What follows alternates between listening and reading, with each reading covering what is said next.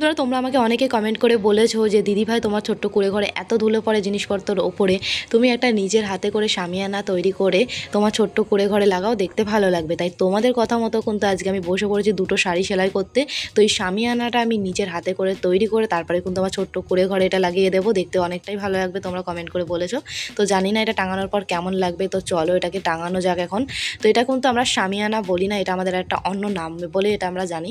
তো সেই নামটা আমি তোমাদেরকে বলবো, তার আগে এটাকে আমি তাড়াতাড়ি করে টাঙিয়ে নিই। তো এটাকে কিন্তু বোন এক সাইডে ধরেছে আর আমি এক সাইড দিয়ে কিন্তু পেরেক দিয়ে সুন্দর করে মেরে দিচ্ছিলাম। তো অনেক রিস্ক নিয়ে কিন্তু পেরেকটা মারছিলাম, কারণ হাতুড়িটা যদি একবার হাতে লেগে যায় না, নখটা ভেঙে যাবে পুরো আমার।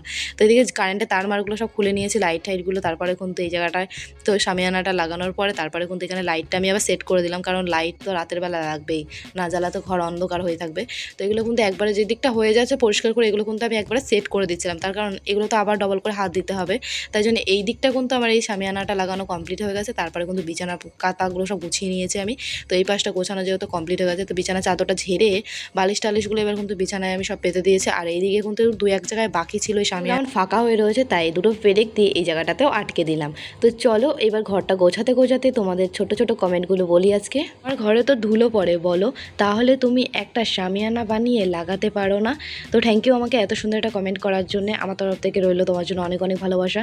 তো বন্ধুরা তোমাদেরকে আমি তো বলেছিলাম কমেন্ট করে বলার জন্য যে এই ঘরের মধ্যে কী মানে ব্যবস্থা নিলে ধুলোটা কম পড়বে। তো তোমরা সত্যি আমাকে এতটা ভালোবাসো যে কমেন্ট করে বলেছো, তার জন্য আমার খুব ভালো লাগছে। তো ঘরটা গোছানোর পরে শামিয়ানাটা লাগানোর পর কেমন লাগছে সেটা তোমরাই আমাকে কমেন্ট করে বলবে। আর এইটাকে যেটা তোমরা শামিয়ানা বলো, এটাকে আমরা বলে থাকি চাঁদিনা। তো যাই হোক বন্ধুরা বলো।